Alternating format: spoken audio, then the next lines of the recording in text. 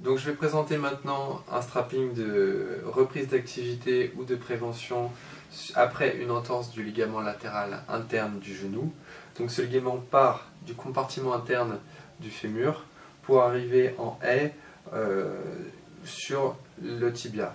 Il est relativement large et limite ce qu'on appelle le valgus du genou et la rotation externe du genou. Donc on va limiter et le valgus et la rotation externe du genou. Pour protéger le ligament latéral interne, on va limiter le valgus, on va limiter l'extension complète du genou, donc on va mettre une légère flexion de genou, et surtout on va limiter la composante rotatoire du ligament en positionnant le tibia en rotation interne.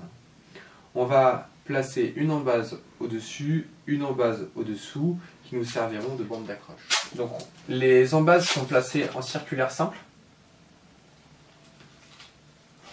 On peut venir chercher relativement haut pour avoir un bras de levier, pour avoir un maximum de puissance au niveau du strapping. Et on réalise des circulaires simples sans tension. Hop. Tac. Des circulaires.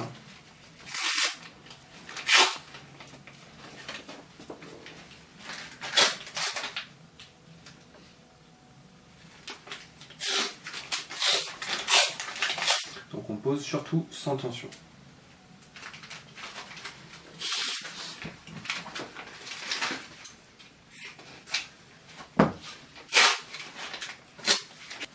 Ensuite, donc on insiste sur le côté valgus, flexion, rotation, et on va poser des bandes sur la composante rotatoire qui vont se croiser pile au niveau du ligament.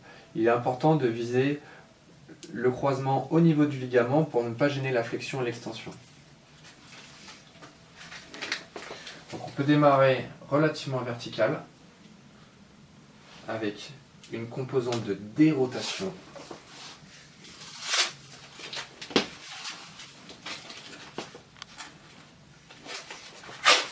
Ensuite, on peut décaler d'une demi-bande.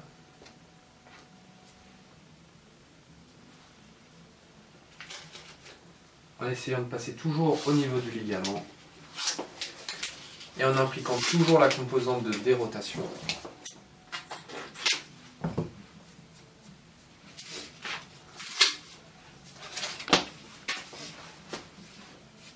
Donc, lorsqu'on veut rajouter un maintien supplémentaire et avoir un strap relativement rigide, on peut rajouter une troisième bande qui viendra elle aussi croiser sur le ligament, toujours en composante de dérotation.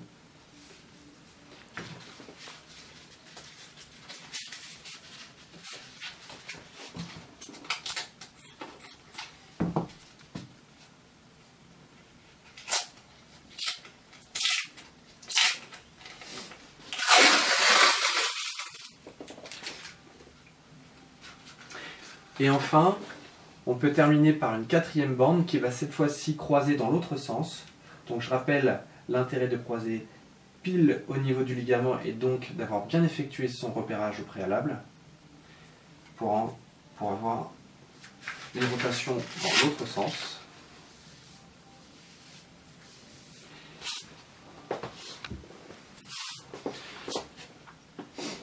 Il pourrait être judicieux de renforcer le strapping avec des bandes non élastiques pour apporter un effet plâtre et rassurant lors de l'activité sportive.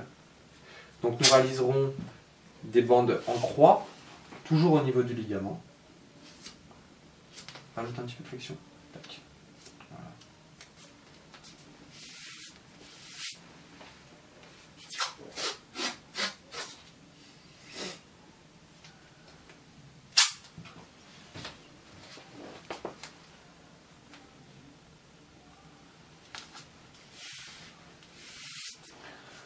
Donc, les bandes non élastiques sont facilement applicables en étoile, avec un point central toujours sur le ligament.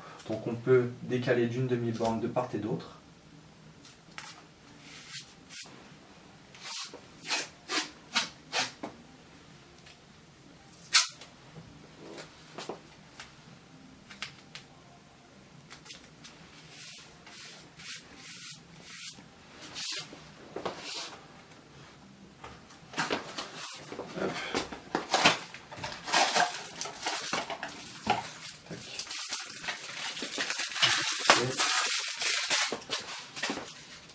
Et enfin, on pourra fermer le strapping par une bande circulaire reprenant de haut en bas l'intégralité du strapping en prenant bien soin de ne pas couvrir le creux poplité qui serait relativement désagréable à l'effort. Contrairement aux autres bandes, cette bande-ci étant circulaire ne devra pas être trop serrée. Elle est simplement appliquée sur la peau.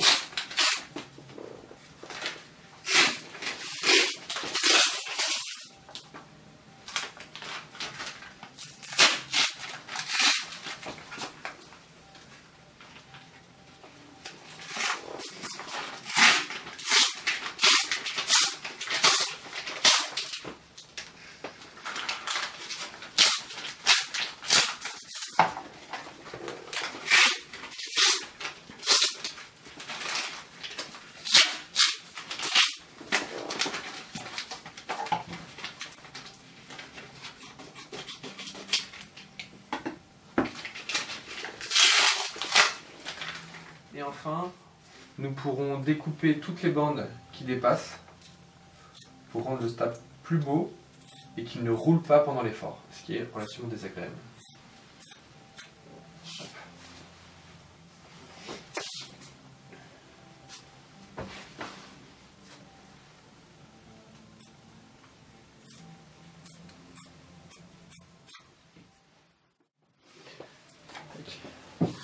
Donc, à la fin de réalisation du strapping, nous prendrons encore bien soin de vérifier la rigidité du strapping en réalisant un valgus et éventuellement une rotation externe au niveau du tibia. À la moindre douleur ou gêne, il sera toujours possible de renforcer le strapping par des bandes non élastiques.